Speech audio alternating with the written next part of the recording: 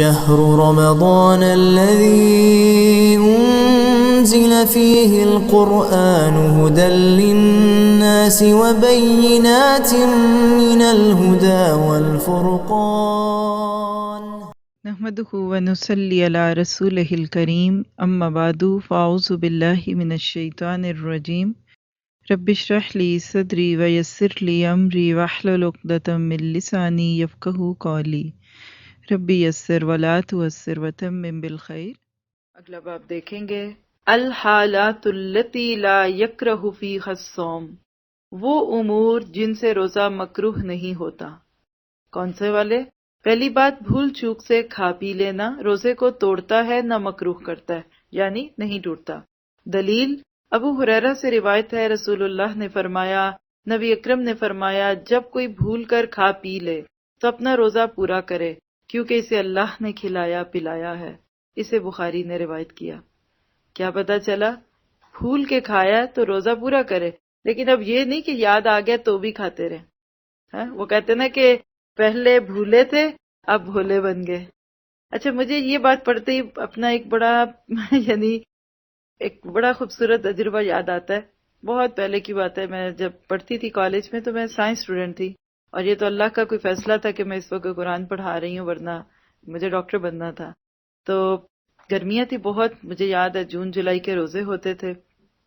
ہمارا پریکٹیکل تھا اس دن کیمسٹری کا، اور آپ کو پتا ہے کہ کیمسٹری میں سب ایسڈز، اور ہم لوگ بالکل آرگینک یعنی ایکسپیرینس ایسے کرتے تھے، لیبارٹری میں کئی گھنٹے کا ایکسپیرینس تھا، کہیں آگ جلاتے تھے، کہیں کچھ کیا کچھ ہوتا تھا۔ تو خیر میرا روزہ تھا، روزہ ہی رکھنا تھا میں نے۔ تو پھر کیا ہوا کہ وہاں میں بیچ میں وارڈنز پھر رہی ہوتی ہیں نا پانی پلانے کے لیے، حالانکہ رمضان تھے لیکن پتہ نہیں وہ کیوں پھرتی ہوں گی۔ وہ پھری، میں نے ایک دفعہ پانی پیا، آرام سے پیا، دوسری دفعہ پیا، پورے 3 گھنٹے میں نے کئی بار پانی پیا۔ اور جب آخری دفعہ پینے لگی، جب وقت پورا ہو گیا، پھر خیال ہے کہ میرا تو روزہ تھا۔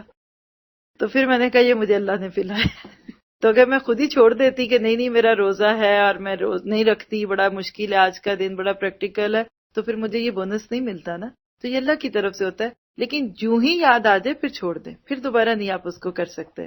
اور ایسے باتوں پہ انجوائے کرنا چاہیے۔ اب میں کو ہائے مکروہ ہے، ہائے میرا روزہ خراب ہو گیا، ایسا ہو گیا، نہیں، میں تو خوش ہوئی، میرے اللہ نے میرے ساتھ ایسا کیا، اور اللہ تعالیٰ آپ پھر بھی ایسا کیجیے، میں تو خوشی سے ایسے کاموں پہ تیار ہوں۔ تو آپ جیسا اللہ تعالیٰ سے گمان کریں گے وہ آپ کے ساتھ ویسے ہی معاملہ انشاءاللہ تعالیٰ کریں گے۔ مسواک کرنے سے روزہ مکروہ نہیں ہوتا۔ دلیل عامر بن ربیعہ سے روایت ہے کہ میں نے نبی اکرم صلی اللہ علیہ وسلم کو روزے کی حالت میں اتنی مرتبہ مسواک کرتے دیکھا کہ گن نہیں سکتا۔ اسے بخاری نے روایت کیا، کیونکہ تھوڑا سا ٹیسٹ ہوتا ہے نا اس میں بھی، تو روزہ نہیں ٹوٹتا۔ جی، ٹوتھ پیسٹ کا مسئلہ جو ہے اس کا، دیکھیں کوئی چیز آپ اندر نہ نگلیں، پہلی چیز ہے، صرف منہ کے اندر ٹیسٹ جانے سے روزہ براہ راست نہیں ٹوٹتا۔ لیکن اگر کسی کو یہ لگتا ہے کہ اس ٹوتھ پیسٹ اس کے گلے میں چلی جاتی ہے اور حلق میں اترتا ہے اس کا ٹیسٹ، تو ایوائڈ کرنا چاہیے۔ آپ کہتے ہیں نہیں پھر بھی بات آتی ہے منہ میں، بڑا آسان سا طریقہ اس کا ہے، پہلے سے جس برش کے ساتھ آپ پیسٹ لگا کے کرتے ہیں نا، اس کو پانی سے گیلا کر کے کر لیں، ہلکی سی خوشبو پھر بھی ہوتی ہے۔ مسواک ہے اس کے اوپر آپ ہلکا سا لگا لیں، پوری بھر کے منہ بھر کے نہ لگائیں، ٹھیک ہے؟ اسی سے پھر یعنی اور بھی کوئی چیزیں ایسی ہیں جو آگے ہم انشاءاللہ ڈسکس کریں گے، یعنی اندر اگر کچھ نہیں جا رہا آپ کے تو پھر روزہ نہیں ٹوٹے گا۔ گرمی کی شدت سے روزے دار سر میں پانی بہا سکتا ہے، اس سے روزہ مکروہ نہیں ہوتا۔ دلیل حضرت ابو بکر بن عبد الرحمن کہتے ہیں نبی اکرم صلی اللہ علیہ وسلم کے اصحاب میں سے ایک صحابی نے کہا میں نے نبی صلی اللہ علیہ وسلم کو دیکھا ہے کہ آپ روزے میں گرمی یا پیاس کی وجہ سے سر پر پانی بہا رہے تھے۔ اسے ابو داؤد نے روایت کیا۔ تب سر پہ بھی جا رہا ہے، اگر کلی بھی کر رہے ہیں تو انشاءاللہ روزہ اس سے نہیں ٹوٹتا، کیونکہ جب بندہ بہت زیادہ عقل پرست ہو جاتا ہے پھر وہ کہتا ہے نہیں دیکھو میری تو سکن میں پورز بھی ہیں، اب ان پور سے پانی اندر جائے گا، پھر میرے سر کی کھال جو اسکل اس کے اندر بھی پورز ہیں، تو اندر کچھ بھی گیا تو پھر روزہ ٹوٹتا ہے۔ بعض لوگ کہتے ہیں کچھ بھی اندر جائے تو ٹوٹتا ہے، پھر تو آپ سانس لیں گے تو بھی روزہ ٹوٹا، آکسیجن تو اندر جاتی ہے نا۔ اس طرح کی شدت نہیں برتنی چاہیے۔ اسی پہ بات کر لیتی ہوں کیونکہ آگے آ رہی ہے، یعنی جیسے یہ بات کر رہے تھے نا ہم کہ روزے کے مسواک اور ٹیسٹ کی بات ہے، اسی پہ لپسٹک کا مسئلہ بھی سمجھ لیں، کیونکہ الگ سے کریں گے تو پھر آپ اس کے ساتھ نہیں نوٹ کر پائیں گے۔ لپسٹک کا کیا مسئلہ ہے؟ یعنی لپسٹک کا تو مسئلہ چھوڑے، میرے ساتھ کسی نے ایک بار یہ بھی ایک بڑا دلچسپ واقعہ ہوا، انسیڈنٹ کہہ لیں بلکہ اس کو آپ، کہ ایک درس میں تھی میں، تو رمضان کی ایک بات ہو رہی تھی، تو کسی نے کہا کہ لپسٹک لگانے سے روزہ ٹوٹ جاتا ہے، تو میں نے کہا کہ نہیں ٹوٹتا. تو ایک عورت تھی کہیں گی لیکن اس کے لیے تو مرر دیکھنا پڑتا ہے نا. ہے، میں نے کہا پھر؟ تو کہتی وہ شیشہ دیکھنے سے بھی تو روزہ ٹوٹ جاتا ہے. یعنی اب یہ حساب لگا لیں کہ یہ ہماری مطلب وہ قوم ہے کہ جس کو علم سے کوئی شغف نہیں، اور صرف ہر ایک کو مسئلے سلانے کی بات ہے. تو یہ بات سمجھنے کی ہے کہ لپسٹک سے ایز اٹ از نہیں ٹوٹتا، بلکہ حضرت عیسیٰ کے بارے میں آتا ہے کہ روزے کی حالت میں اپنے ہونٹوں پہ تیل لگا لیتے تھے تاکہ لوگوں کا ان کا روزے دار ہونا نہ سمجھے. ہم روزے دار ہونے کا مطلب کیا سمجھتے ہیں؟ آوازار. کس کو میری بات سمجھ آئی ہے؟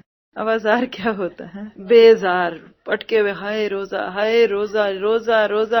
اور کچھ خواتین تو ماتھے پہ رومال بھی باندھ لیتی ہیں، سر پہ دوپٹہ کیا باندھتے ہیں، وہ پٹکا سا جو باندھ لیتے ہیں، تیوری چڑھی ہوگی اور روزہ روزہ روزہ. دیکھیے کسی کو پتہ نہ چلے کہ آپ روزے سے. یہ بندے کے رب کے معاملے کی بات ہے. بعض لوگ روزہ رکھ کے سارے لوگوں کی گھر والوں کی مشکل میں ڈالتے ہیں. آپ بلکہ اس نیت سے اپنے آپ کو فریش دکھائیں کہ کوئی بات نہیں ہے. ہاں صرف اگر کسی کو یاد ہے تو وہ کھا لیتے ہیں. کچھ لوگ ہونٹ چباتے رہتے ہیں، اب اس سے اگر اندر ٹیسٹ جا رہا ہے غلط ہے، وہ تو ویسے ہی اچھی بات نہیں ہے. لیکن ایز اٹ از صرف اس طرح کچھ میک اپ کرنے سے نہیں ٹوٹتا. جی اگلی بات کیا ہے کہ روزے کی حالت میں مزی خارج ہو یا احتلام ہو تو روزہ ٹوٹتا ہے، نہ مکروہ ہوتا ہے. اب یہ ٹوٹتا ہے کو نا آپ پلیز اپنے بکس میں نہ لکھ لیں، ورنہ آپ میں سے کچھ ماشاءاللہ یہ سوچ لیں گے کہ ٹوٹ جاتا ہے لیکن مکروہ نہیں ہوتا. تو ایسا نہیں ہے، نہ ٹوٹتا ہے نہ مکروہ ہوتا ہے. دلیل حضرت ابن عباس اور حضرت اکرمہ رضی اللہ عنہ فرماتے ہیں روزہ کسی چیز کے جسم میں داخل ہونے سے نہ ٹوٹتا ہے نہ جسم سے خارج ہونے سے ٹوٹتا ہے. اسے بخاری نے روایت کیا. یعنی کوئی سیکریشن، اب ہوا خارج ہو سکتی ہے جسم سے، ریسٹ روم میں انسان جاتا ہے، اسی طرح جسم سے کوئی سیکریشن آتی ہے تو اسے روزہ نہیں ٹوٹتا. سر میں تیل لگانے، کنگھی کرنے یا آنکھوں میں سرما لگانے سے روزہ مکروہ نہیں ہوتا. ہنڈیا کا ذائقہ چکھنا، تھوک نگلنا اور مکھی کے حلق میں جلے جانے سے روزہ مکروہ نہیں ہوتا. روزے دار گرمی کی شدت میں کپڑا پانی میں تر کر کے بدن پر رکھ سکتا ہے، اس سے روزہ مکروہ نہیں ہوتا. ان سب کے دلائل سن لیجئے. ابن مسعود رضی اللہ عنہ کہتے ہیں جب تم میں سے کوئی روزے دار ہو تو اسے تیل کنگھی کر لینا چاہیے. کیا مطلب اس سے چلتا ہے کہ اپنی حالت ٹھیک ٹھاک رکھو، بالکل لوگوں کو بیمار نہ دکھو تم. ہاں پھر حضرت حسن فرماتے ہیں روزے دار کے لیے ناک میں دوا ڈال لینے میں کوئی حرج نہیں، بشرطے کہ حلق تک نہ پہنچے. نیز روزے دار سرما بھی لگا سکتا ہے. حضرت عبداللہ بن عباس فرماتے ہیں روزے دار ہنڈیا یا کسی دوسری چیز کا ذائقہ چکھ لے تو کوئی حرج نہیں. حضرت عطا نے کہا روزے دار اپنا تھوک نگل سکتا ہے. حسن رضی اللہ عنہ نے کہا اگر مکھی روزے دار کے حلق میں چلی جائے تو کوئی حرج نہیں. اس سے لگتا ہے نا کہ ایسے شوشے اٹھتے ہوں گے، تبھی تو ان کے جواب جو ہے وہ دیے جاتے تھے. اگر کسی پر غسل فرض ہو لیکن دیر سے اٹھے تو سحری کھا کر غسل کر سکتا ہے، البتہ کھانے سے قبل وضو کر لینا چاہیے. دلیل ابو بکر بن عبد الرحمن رحمہ اللہ سے روایت ہے کہ میں اور میرے والد حضرت عائشہ رضی اللہ تعالیٰ عنہ کے پاس آئے. عائشہ نے بیان کیا میں گواہی دیتی ہوں رسول اللہ احتلام کے سبب سے نہیں، یعنی اپنے کلیئرٹی کی واضح کی بات کہ احتلام کے سبب سے نہیں بلکہ جماع کے سبب سے حالت جنابت میں صبح کرتے اور غسل کیے بغیر روزہ رکھتے، بعد میں نماز فجر سے پہلے غسل فرماتے، پھر ہم دونوں ام سلمہ رضی اللہ عنہا کے پاس آتے. یہ بھی آپ کی زوجہ محترمہ تھی اور انہوں نے بھی یہی بات کہی. اسے بخاری نے روایت کیا. دوسری دلیل حضرت عائشہ رضی اللہ عنہا فرماتی ہیں کہ رسول اللہ صلی اللہ علیہ وسلم حالت جنابت میں کھانا یا سونا چاہتے تو پہلے نماز کی طرح کا وضو فرما لیتے. اسے مسلم نے روایت کیا ہے. ہمارے ہاں اس مسئلے میں بھی بہت افراط اور تفریط ہے. آپ دیکھیے کہ اگر کوئی ایسا موقع آتا ہے کہ انسان پہ کوئی ایسی حالت غسل کی ہے اور آپ کے اس وقت میں اتنی گنجائش ہی نہیں کہ آپ غسل کر رہے ہیں اور آپ کا پھر کھانا پینا رکتا ہے. ویسے تو سحری کھائے بغیر روزہ ہو جاتا ہے. اگر اللہ تعالیٰ ہمارے ساتھ سختی کرتے نا پھر تو کر دیتے فرض کے بھائی ٹھیک ہے تم یہ اپنے آپ کو پاک کرو اور نہیں کھانا کھاتے تو روزہ تو ہو جائے گا. لیکن روزے کی آیتوں میں اللہ تعالیٰ کہتے ہیں کہ اللہ تمہارے ساتھ آسانی کا معاملہ کرتا ہے، سختی کا معاملہ نہیں کرتا. تو کہا کہ اس وقت پھر انسان کھا لے اور حد یہ کہ بس فجر کی نماز سے پہلے غسل کر کے تو پھر نماز پڑھے گا. ہاں اس حالت میں نماز چھوڑ دینا اور سوتے ہی رہنا کہ چلے آپ صبح اٹھ کے تو شاور لے لیں گے، یہ پھر درست نہیں ہوگا. یہ تو اللہ تعالیٰ کی ایک رخصت کو مس یوز کرنے والی بات ہے۔ اسی طرح ہمارے ہاں اس حالت کے بارے میں ایک عجیب کہانی ہے کہ جتنے قدم چلے جائیں اتنے فرشتے بد دعا کرتے ہیں، اور میں نے دیکھا کہ لوگ اتنی احمقانہ حرکتیں کرتے ہیں کہ ایک خاتون نے کہا کہ پھر میں بڑے بڑے قدم لیتی ہوں کہ میرے کم قدم گنے جائیں۔ آپ محسوس کرتے ہیں کہ امت کو کتنی ضرورت ہے تعلیم دینے کی، اور یہ شریعت کس کی پھیلائی ہوئی ہے؟ یہ لوگوں کی پھیلائی ہوئی ہے جو بیٹھے اٹھتے بیٹھتے فتوے دیتے اور ایسی باتیں کرتے رہتے ہیں۔ تو ایسی کوئی بات نہیں ہے، مجبوری کی بات ہے، اور جو بھی حالت ہے، اللہ کے نبی سوتے بھی تھے، کھاتے بھی تھے۔ روزے کی حالت میں بیوی کا بوسہ لینا جائز ہے بشرطے کے جذبات پر قابو ہو۔ دلیل: عمر رضی اللہ عنہ سے روایت ہے کہ ایک روز میرا جی چاہا اور میں نے روزے کی حالت میں اپنی بیوی کا بوسہ لے لیا۔ میں نے نبی اکرم صلی اللہ علیہ وسلم کی خدمت میں عرض کیا، آج میں نے بڑا غلط کام کیا ہے، روزے کی حالت میں بوسہ لے لیا۔ رسول اللہ نے فرمایا، اچھا بتاؤ، اگر تم روزے کی حالت میں کلی کر لو تو پھر؟ میں نے عرض کیا، کلی میں کیا حرج ہے؟ اللہ کے نبی نے فرمایا، پھر کس چیز میں حرج ہے؟ سبحان اللہ! آپ کا انداز دیکھیے، کنایتاً، یعنی آپ نے وہ لفظ زبان پہ نہیں پسند کیا، کیونکہ بعض دفعہ تعلیم کے لیے ایسی باتیں کرنی پڑتی ہیں اور شرعاً اس میں کوئی حرج نہیں، لیکن اس کے دوران کوئی انسان کے ذہن میں غلط بات یا اس کو مذاق اور ہنسی اور اس پہ کوئی کھی کرنا، یہ ادب کے خلاف بات ہے۔ تو اللہ کے نبی نے مسئلے کا حل بھی بتا دیا اور وہ بات کا ذکر نہیں کیا، تو پتہ کیا چلا کہ اگر جذبات پہ قابو ہو تو جائز ہے۔ ایک اور روایت سے ہمیں پتہ چلتا ہے کہ ایک بوڑھے شخص نے جب اس کی اجازت مانگی تو آپ نے دے دی، لیکن ایک جوان نے جب اس کام کی اجازت مانگی تو آپ نے نہیں دی۔ کوئی دوسرا شخص پاس بیٹھا دونوں باتوں کو دیکھ رہا تھا، اس نے کہا کہ اللہ کے نبی یہ کیا بات ہے، آپ نے ایک کو اجازت دی دوسرے کو نہیں دی؟ تو آپ نے فرمایا، کیا تم نے نہیں دیکھا کہ پہلا شخص بوڑھا تھا؟ یعنی عموماً جذبات پہ قابو ہو سکتا ہے اور بعد میں دوسرے کو نہیں ہوگا، تو یہ طبیعت پہ بھی ڈیپینڈ کرتا ہے۔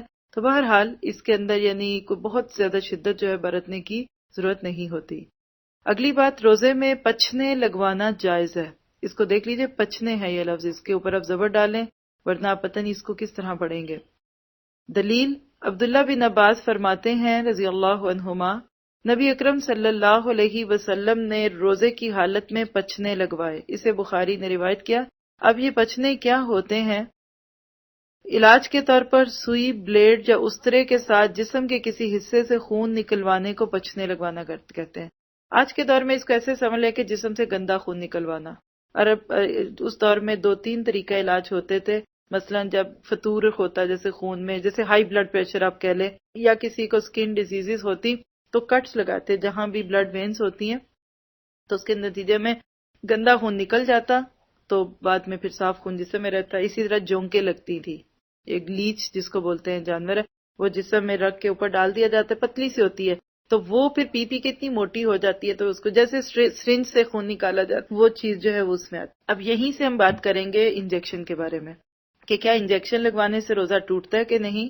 مجھے نہیں یاد کہ آگے بات یہ الگ سے آ رہی ہے نہیں، لیکن میں اشارتاً کر دیتی ہوں۔